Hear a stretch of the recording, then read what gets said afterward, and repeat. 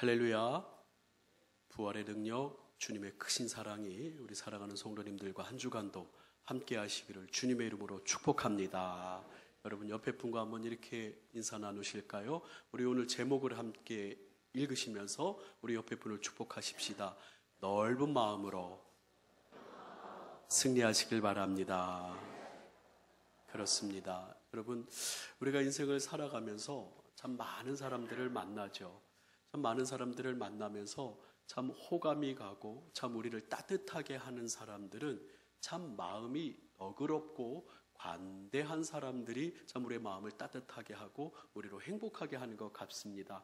참 옹졸하고 자기 자신만 알고 정말 어떠한 사건을 만날 때마다 정말 냄비 솥뚜껑 올라갔다 내려갔다 하듯이 금방 그렇게 자기의 감정을 표현하는 사람들보다는 조금 더 너그럽고 또 넓은 마음으로 또 자기가 지는 것 같지만 또 선대하면서 사람에게 넓은 마음으로 또 그렇게 대하는 사람, 참 훌륭한 사람이고 또 그런 사람들은 바로 주님의 마음을 닮은 사람들이다라고 그렇게 이야기할 수가 있죠. 다시 한번 여러분들 축복합니다. 여러분들 마음, 예수님의 마음 되시기를 축복합니다.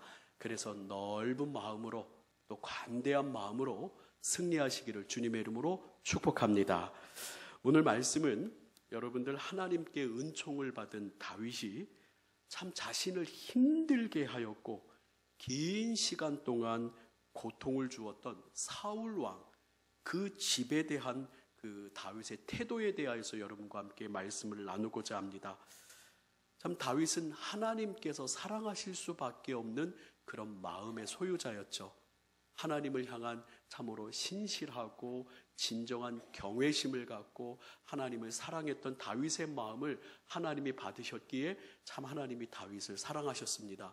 그런데 이 다윗은 하나님께만 뿐만 아니라 참 사람들에게도 존경받고 사람들에게도 인정받은 최고의 인격자였다라고 그렇게 감히 말할 수가 있습니다.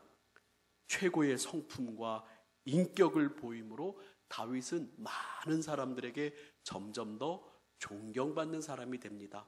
여러분, 바로 이것이 우리 크리스찬의 모습이 아닌가 싶습니다. 여러분들에게 제가 이 성품에 대한 설교를 참 자주 하고 또 중요하게 이야기를 하는 것은 결국은 우리의 이 성품으로 말미암아 전도가 되고 우리의 성품으로 말미암아 전도가 안 되기도 하고 이 성품으로 말미암아 하나님께 영광을 올려드리기도 하고 이 성품으로 말미암아 하나님의 영광을 훼손하기 때문에 참으로 오늘 우리에게 주는 이 다윗을 통한 이 말씀을 통해서 우리는 도전받고 또 넓은 마음을 품기를 주님의 이름으로 축복합니다. 여러분, 이런 글이 있어요. 저를 한번 따라 할까요? 용서는 이를 악물고라도 하라. 예, 용서는 이를 악물고서라도 꼭 해야 된다. 이 말은 무엇이냐면 용서라고 하는 게 저절로 되나요? 안 되나요? 그냥 가만히 있으면 저절로 되는 게 아니라 용서는 내 아주 강한 의지를 갖고 내가 결단하면서 용서를 해야 한다라고 이야기를 합니다. 로버트 제이 스탠버그 또 카린 스탠버그 부부가 우리는 어쩌다 적이 되었을까라고 하는 책을 공동으로 이렇게 부부가 책을 내었어요. 그러면서 이렇게 얘기합니다. 증오를 완전히 치유하는 방법은 참으로 어렵다. 이 파괴적인 심리가 이 증오를 통해서 일어나는데 이러한 감정들이 우리의 모든 삶을 마비시킨다라고 이야기합니다. 그런데 이 증오를 우리는 이 증오가 가져오는 결과를 생각하면서 즉 자기 자신도 파괴하고 또 그 공동체도 힘들게 하고 이 증오로 인해서 오는 그 결과를 생각하면서 우리는 증오와 맞서서 싸워야 된다라고 그렇게 이야기를 합니다. 저를 한번 따라 할까요? 우리는 미움과 증오와 맞서서 싸워야 합니다. 이렇게 미움과 증오와 맞서서 싸우면서 우리가 힘있게 용서하기로 결심하고 의지를 갖고 용서할 때 참 그 사람에게 진정한 승리가 있고 평화가 온다라고 이야기를 합니다. 우리가 근육 훈련을 통해서 몸이 아주 멋있어지는 것처럼 이 저자는 이렇게 얘기해요. 따라해 볼까요? 용서도 작은 것부터 실천해야 합니다. 이렇게 용서도 작은 것부터 막 실천하고 작은 것부터 훈련이 되면은 우리의 마음이 넓어지고 커짐으로써 큰 용서도 우리 안에 이룰 수 있다라고 이 저자는 이야기하는데요. 이 시대에 큰 빛을 비추고 많은 사람들을 해방시켰던 사람들의 공통점은 전쟁과 폭력이 아니라 바로 용서와 평화의 방법으로 그렇게 했다라고 이 스탠버그 부부는 이야기합니다. 간디, 인도의 해방을 위해서 정말로 평생 동안 박해와 괴롭힘에 시달려 왔었지만은 그는 비폭력주의를 외치고 평화로 승리를 얻었습니다. 마틴 루터 킹 목사님, 흑인들의 해방을 위해서 그는 평화를 부르짖었고, 또 nel슨 만델라도 또 남아프리카 공화국에서 전쟁하고 폭력하고 또 그들과 갈등하며 증오한 것이 아니라 평화를 외치며 용서를 이야기할 때 진정한 승리가 그들에게 있었고 많은 이들을 참으로 해방할 수 있다라고 이 저자들은 이야기합니다. 그렇습니다. 사랑하는 우리 동강의 성도 여러분, 저를 한번 따라할까요? 우리는 크리스찬입니다. 우리는 주님의 제자입니다. 그렇기 때문에 참으로 힘들고 어려운 일이지만 우리는 의지와 결단을 가지고 용서하고 모든 사람을 향하여 관대한 마음을 품는 것이 마땅하다라고 이야기를 합니다. 오늘 우리가 읽은 본문은 사무엘하 9장의 말씀인데요. 사무엘하 9장에는 어떤 내용이냐면 다윗이 이제 왕권이 안정되고 다윗이 하나님의 성전도 또 잘 준비하고 자기도 잘 예루살렘에 거하게 되는 그때에 이제 사울의 모든 자손들을 기억합니다. 오늘 성경에 보니까 우리 9장 1절의 말씀을 한번 볼까요? 9장 1절 같이 한번 읽어보겠습니다. 시작. 다윗이 이르되 사울의 집에 아직도 남은 사람이 있느냐? 내가 요나단으로 말미암아 그 사람에게 은총을 베풀리라 하니라. 이렇게 얘기합니다. 1절에 보니까 사울의 집에 아직도 남은 사람이 있느냐? 사울이 누구예요? 다윗을 평생도록 힘들게 했던 사람이에요. 지긋지긋하게 이 다윗을 쫓아다니면서 죽이려고 애썼던 사람이 사울입니다. 그런데 다윗은 이야기합니다. 사울의 집에 아직도 남은 사람이 있느냐? 그의 친구 요나단으로 말미암아서 이 사울의 집안에 있는 모든 사람들에 대해서 은총을 베풀겠다라고 이렇게 얘기를 합니다. 많은 사람들이 다윗이 은총을 안 베풀어도 다윗이 괜찮은 사람이다라고 이야기할 거예요. 은총을 베풀지 않아도 다윗이 잘못했다라고 이야기하지 않을 거예요. 그런데 다윗은 넓은 마음으로 이 사울의 가문을 품습니다. 사울의 이 가문을 용납합니다. 그러면서 이제 신하들에게 물어봅니다. 그 중에 특별히 사울의 신하였던 이 시바라고 하는 사람을 불러서 이야기하죠. 누가 있느냐? 그랬더니 무비보셋이라고 하는 요나단의 아들이 있습니다. 그가 다리를 접니다. 사무엘하 4장 4절에 오늘은 9장을 하는데 4장에서 이 4장 4절의 한 구절에서 이 요나단의 아들에 대해서 소개를 합니다. 같이 한번 읽어볼까요? 시작. 사울의 아들 요나단에게 다리 저는 아들 하나가 있었으니 이름은 무비보셋이라. 전에 사울과 요나단이 죽은 소식이 이스라엘에서 올 때에 그의 나이가 5살이었는데 그 유모가 안고 도망할 때 급히 도망하다가 아이가 떨어져 절개되었더라. 그렇게 무비보셋에 대해서 이야기를 합니다. 그러면서 이 무비보셋을 왕궁으로 초청을 해요. 무비보셋을 왕궁으로 초청을 해서 다윗이 무비보셋에게 은총을 베푸는데요. 사무엘하 9장 7절에서 11절입니다. 제가 읽겠습니다. 다윗이 그에게 이르되 무서워하지 말라. 내가 반드시 내 아버지 요나단으로 말미암아 내게 은총을 베풀리라. 내가 내 할아버지 사울의 모든 밭을 다 내게 도로 주겠고 또 너는 항상 내 상에서 떡을 먹을지니라 하니 그가 절하여 이르되 이 중이 무엇이기에 왕께서 죽은 개 같은 나를 돌아보시나이까 하니라. 우리 11절 말씀 한번 보겠습니다. 11절 말씀 같이 한번 읽어볼까요? 시작. 시바가 왕께 아뢰되 내 주 왕께서 모든 일을 종에게 명령하신 대로 종이 준행하나이다 하니라. 무비보셋은 왕자 중 하나처럼 왕의 상에서 먹으니라 하시니라. 아멘. 저는 이 말씀을 보면서 이렇게 생각했어요. 다윗은 참으로 넓고 큰 마음을 갖고 있구나. 우리 옆에 분을 한번 축복할까요? 다윗처럼 넓고 큰 마음 가지시기를 원합니다. 할렐루야. 우리 보통 사람들 어떻게 해요?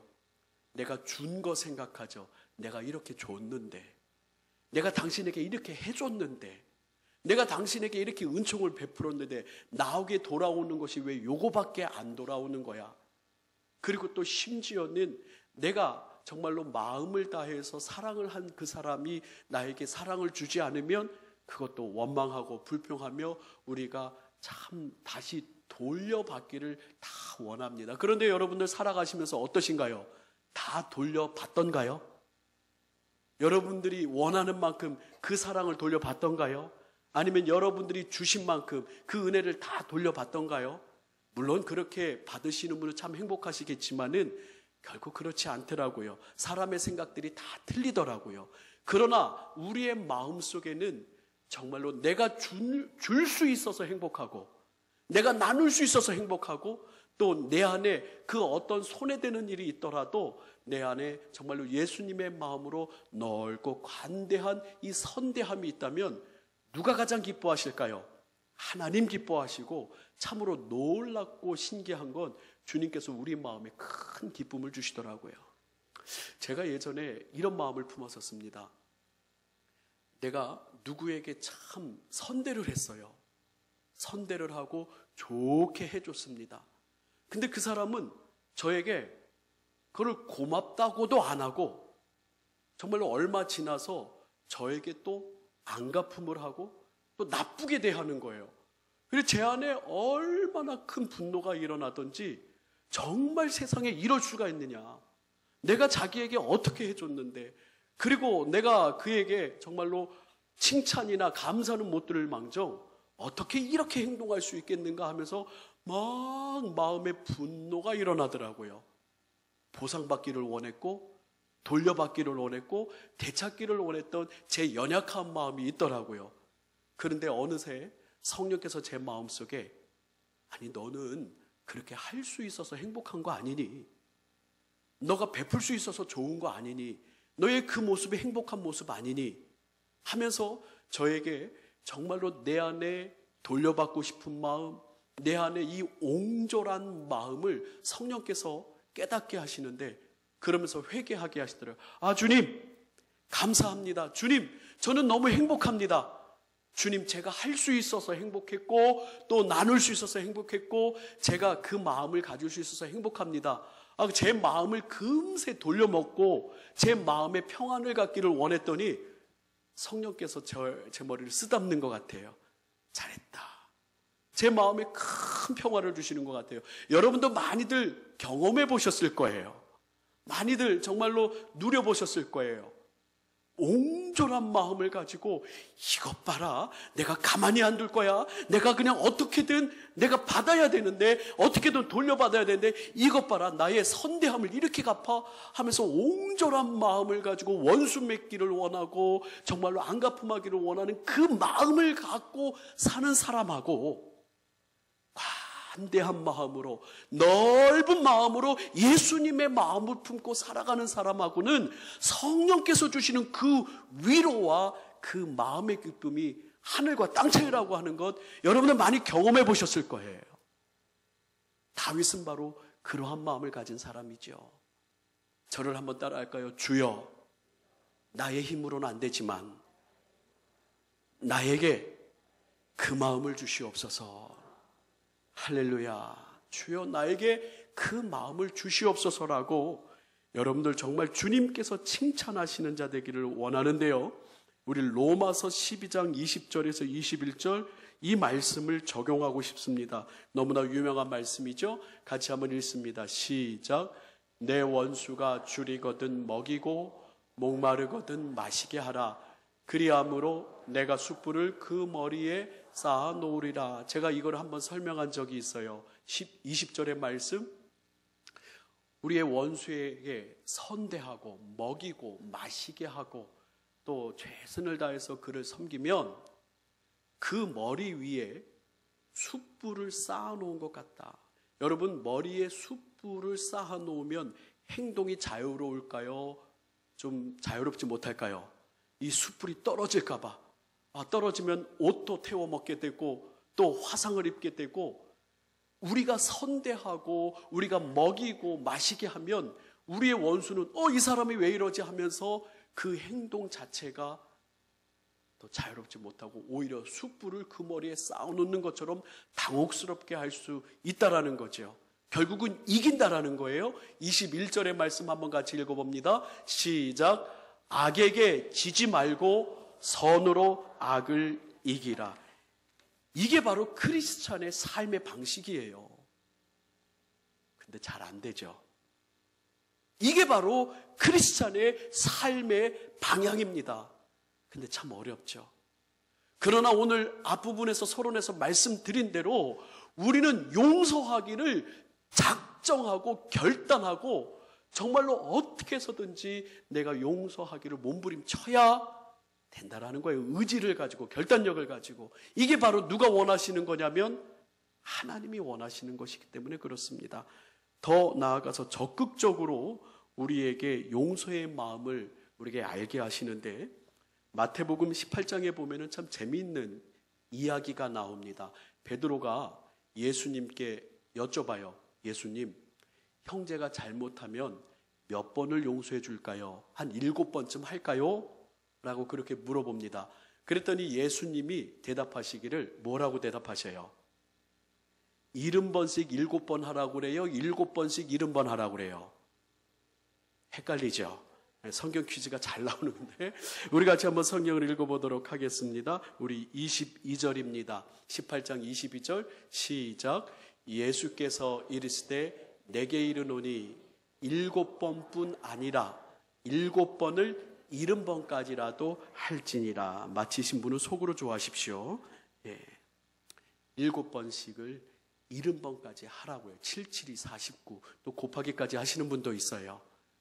490번 하란 소린가? 아니요. 와서 잘못했다고 구하면 계속 용서해 주라고 이야기를 합니다. 여러분들, 그 다음에 이제 스토리가 이어진데 23절에 보니까, 그러므로 천국은 그 종과 결산하려 하던 어떤 임금과 같으니, 그 다음부터 이어지는 이야기는 이렇습니다. 한 임금이 있어요. 임금이 이제 마지막 이제 어떤 연말이 됐든지 뭐가 있든지 결산을 하려고 합니다. 결산을 하는데 어느 한 신하가, 어느 한 종이 이 나라에 큰 손해를 끼쳤어요. 그래서 빚을 진 거예요. 얼마를 빚졌냐면은 24절에 보니까 1만 달란트, 10,000달란트 빚진 자가 왔다라고 합니다. 그래서 집을 팔아서, 소유를 팔아서, 다 가족들과 아내와 자식들을 팔아서 25절에 보니까 갚으라 라고 하니까 이 사람이 26절에 엎드려 절하며 이르되 참으소서 다 갚겠습니다 막 그렇게 구하니까 이 임금이 27절에 어떻게 여겼다고요? 불쌍히 여겨서 놓아주었어요. 그 빚을 탕감해 주었다. 여러분, 10,000달란트가 얼마쯤 될까요? 금으로 치자면, 금으로 1달란트 치자면 약 7억 정도 된다고 그래요. 10,000달란트 하면은 산수 잘하시면 빨리 생각해 보십시오. 몇 조가 되지 않겠습니까? 그러니 이거는 그냥 어느 돈을 얼마 꾸고 빌리고의 문제가 아니라 그 나라의 한 어느 기간에 엄청나게 큰 손해를 끼친, 정말 나라의 뭐 기둥뿌리 하나로 뽑을 정도의 큰 손해를 끼쳤다라고 하는 거예요. 10,000달란트 빚을 탕감해 주었는데 이 사람이 너무 고마울까요? 고맙지 않을까요? 고맙죠. 그래서 이렇게 탕감을 받고 이제 왕궁에서 나아가는데 길을 가다가 자기에게 빚진 사람을 만납니다. 성경에 보니까 28절이에요. 그 종이 나아가서 자기에게 몇 데나리온? 100데나리온. 이것도 작은 돈은 아니에요. 한 데나리온은 한 사람의 하루 품삯이라고 얘기합니다. 10만 원만 쳐도 1,000만 원 정도가 되겠죠. 그 사람을 만나서 어디를 잡고요? 목을 잡고 빚을 갚으라 막 이야기를 하는 거예요. 그러고서 29절에 보니까 그 동료가 엎드려 간과히 이르되 참아주소서 갚으리이다. 30절 허락하지 아니하고 이에 가서 그가 빚을 갚도록 옥에 가두니까 주변의 동료들이 보겠어요? 안 보겠어요? 보죠. 그래서 32절입니다. 31절 시작. 그 동료들이 그것을 보고 몹시 딱하게 민망하죠. 야, 저럴 수가 있느냐. 주인에게 가서 이를 다 알리니 32절 같이 읽습니다. 시작. 이에 주인이 그를 불러다가 말하되 악한 종아, 내가 빌기에 내가 내 빚을 전부 탕감하여 주었거늘. 33절. 내가 너를 불쌍히 여김과 같이 너도 내 동료를 불쌍히 여김이 마땅하지 아니하냐. 저를 한번 따라합니다. 너도 다른 사람을 불쌍히 여김이 마땅하지 아니하냐. 옆에 분을 보면서 너도 나를 불쌍히 여김이 마땅하지 아니하냐. 예, 우리가 서로 하나님의 크신 은혜를 입고 용서함을 받았는데 우리가 서로 불쌍히 여김이 마땅하지 아니하냐라고 이야기합니다. 누가복음 17장 3절에서 4절이에요. 같이 한번 읽어봅니다. 시작. 너희는 스스로 조심하라. 만일 내 형제가 죄를 범하거든 경고하고 회개하거든 용서하라. 만일 하루에 7번이라도 내게 죄를 짓고 7번 내게 돌아와 내가 회개하노라 하거든 너는 용서하라. 7번 죄를 짓고 7번 와서 미안하다고 회개하는데 꼭 누구 같아요?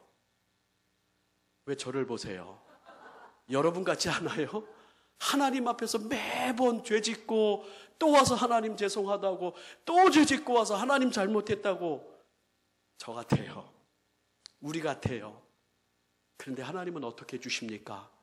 그래도 용서해 주시는 그 아버지의 마음을 우리가 알고 있어요. 그렇기 때문에 아버지의 마음을 닮으라는 거예요. 아버지의 성품을 우리가 소유하라는 거예요. 여러분, 예수님께서는 우리를 그렇게 용서하셨어요. 누가복음 24장 34절에 보니까 십자가에 못 박힌 예수께서 이르시되 아버지, 나를 십자가에 못 박은 저들, 정말로 나를 십자가에 못 박으라고 부르진 저들을 사하여 주옵소서. 자기들이 하는 것을 알지 못함이니이다 하시더라. 그리고 또 그들이 그의 옷을 나눠 제비를 뽑는다라고 이야기를 합니다. 어떤 학자가 이런 연구를 했대요. 정신병원에 입원해 계신 많은 환자들 중에 이 용서라고 하는 것이 그 마음에 이루어지면 그 정신병원에 있는 환자 중에 절반은 퇴원할 것이다 라고 하는 그런 얘기를 해요. 즉 용서를 내가 받았다라고 하는 마음, 용서를 받았다라고 하는 마음을 갖게 되면 그 사람이 정말로 여러 가지 눌림에서 해방되는데 불안감, 또 여러 가지 스트레스, 죄책감, 그런 것들에서 해방된다라고 하는 거예요. 내가 용서함 받았다라고 하는 그런 마음을 갖게 되면, 그리고 또 내가 누군가를 용서했다라고 하는 그런 마음을 가지면 그 사람도 그 정신병동에서 또 퇴원할 수 있다라고. 용서를 하든지 용서를 받든지 용서에 관한 일이 안에서 이루어지면 정신병원에 있는 환자의 반 이상이 퇴원할 것이다라고 어떤 학자가 이야기를 했다라고 이야기합니다. 이것은 참 맞는 것 같아요. 우리가 용서하지 못함으로, 용서받지 못함으로 얼마나 많은 죄책감과 얼마나 많은 스트레스가 우리를 짓누르고 있습니다. 우리의 미움은 과거예요. 이 과거가 우리의 현재를 가둬두는 감옥이 돼서는 안 된다라고 이야기합니다. 그래서 우리는 지금 현재의 용서를 함으로 우리를 감옥에서 끄집어낼 수 있다라고 이야기하는 거예요. 감옥의 문의 열쇠는 용서라고 한다고 이야기합니다. 이 용서로 우리를 해방시킬 때 우리는 참된 자유를 얻을 수 있다라고 이야기합니다. 어떤 사람은 이렇게 얘기합니다. 저를 한번 따라할까요? 용서는 미래로 나아가는 징검다리입니다. 그렇습니다. 사랑하는 성도 여러분, 우리는 하나님의 자녀들입니다. 여러분과 저는 믿음의 사람들입니다. 하나님께서는 하나님의 자녀들이 정말로 미움과 그런 원수 맺음과 정말로 여러 가지 악한 마음으로 정말로 매여 있고 고통 중에 있는 것을 아버지께서는 원하지 않으셔요. 그래서 주님께서 직접 우리에게 보여주셨습니다. 십자가에 달려 죽으심으로 우리에게 보혈의 은혜를 흘려주시고 우리에게 구원을 내려주셨어요. 이것이 예수님께서 우리에게 보여주신, 하나님께서 우리에게 보여주신 최고의 사랑이며 최고의 승리입니다. 그러기에 믿음의 모든 사람들, 오늘 다윗이 무비보셋을 찾아서 선대하고 관대하게 그에게 내상에서 먹으라 하고, 사울의 가문은 쳐다보기도 싫을 수 있을 텐데 그에게 더욱더 큰 마음으로, 넓은 마음으로 결국은 다윗이 승리했다라고 하는 것을 우리에게 보여줍니다. 바로 용서가 있고 넓은 마음으로 선대하고 관대함으로 다윗은 진정한 승리를 우리에게 보여준 것이죠. 하나님께서는 하나님의 자녀들이 바로 이 마음을 품고 진정한 승리를 얻기를 원하십니다. 우리 제목을 같이 한번 읽고 말씀을 마무리할까요? 같이 한번 읽겠습니다. 시작. 넓은 마음으로 승리하라. 할렐루야. 우리 고린도전서 13장 1절에서 3절 우리 같이 읽고 말씀을 마칩니다. 시작. 내가 사람의 방언과 천사의 말을 알지라도 사랑이 없으면 소리나는 구리와 울리는 꽹과리가 되고, 내가 예언하는 능력이 있어 모든 비밀과 모든 지식을 알고 또 산을 옮길 만한 모든 믿음이 있을지라도 사랑이 없으면 내가 아무것도 아니요, 내가 내게 있는 모든 것으로 구제하고 또 내 몸을 불사르게 내줄지라도 사랑이 없으면 내게 아무 유익이 없느니라. 아멘. 우리 주 예수 그리스도의 사랑으로 또 한 주간도 우리의 삶도 승리하시는 저와 여러분 되기를 주님의 이름으로 축복합니다. 우리 복음송가 주의 손에 나의 손을 포개고 우리 함께 찬양하길 원합니다. 이 찬양의 가사를 보시면서 나는 참 힘들고 어렵지만, 그 마음을 갖고 이기기 힘들지만 주님 나와 함께 하셔서 내가 주님의 마음으로 주님과 함께 살고 이기게 해달라고, 우리 이 찬양 가사의 의미를 살피면서 함께 찬양하기 원합니다.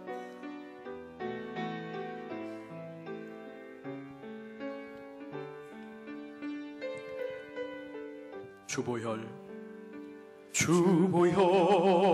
날 정결케 하고 주보혈 날 자유케 하니, 주 앞에 나 예배하니 시간 나의 모든 것을 주께 드리네. 주의 손 날 위에 지키셨고 주의 발 날 위에 맡기셨으니 이제는 내가 사는 것이 아니요 오직 주를 위해 사는 것이라.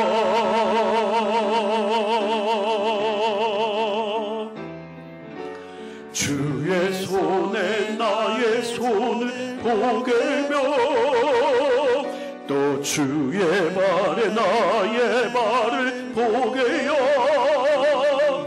나 주와 함께 죽고 또 주와 함께 살리라. 영원토록 주 위에 살리라. 주의 손에 나의 손을 주의 손에 나의 손을 포개어 주의 발에 나의 발을 포개요 나 주와 함께 죽고 또 주와 함께 살리라 영원토록 주 위에 살리라 주 위에 살리라. 우리 다 함께 자리에서 일어나서 처음부터 찬양합니다. 주 보여 날 정결케 하고 주 보여 날 자유케 하니 주 앞에 나 예배하느니 시간 나의 모든 것을 주께 드리네 주의 손 날 위에 지키셨고 주의 발 날 위에 맡기셨으니 이제는 내가 사는 것이 아니요 오직 주를 위해 사는 것이라 주의 손에 나의 손을 포개고 주의 손에 나의 손을 포개고 또 주의 발에 나의 발을 포개요 나 주와 함께 죽고 또 주와 함께 살리라 영원토록 주 위에 살리라 주의 손에 나의 손을 주의 손에 나의 손을 포개고 또 주의 발에 나의 발을 포개요 나 주와 함께 죽고 또 주와 함께 살리라 영원토록 주 위에 살 마지막으로 주의 손에 나의 손을 포개고 또 주의 발에 나의 발을 포개요 또 주와 함께 죽고 또 주와 함께 살리라 영원토록 주 위에 살리라 주 위에 살리라 이 시간 우리 함께 소리내서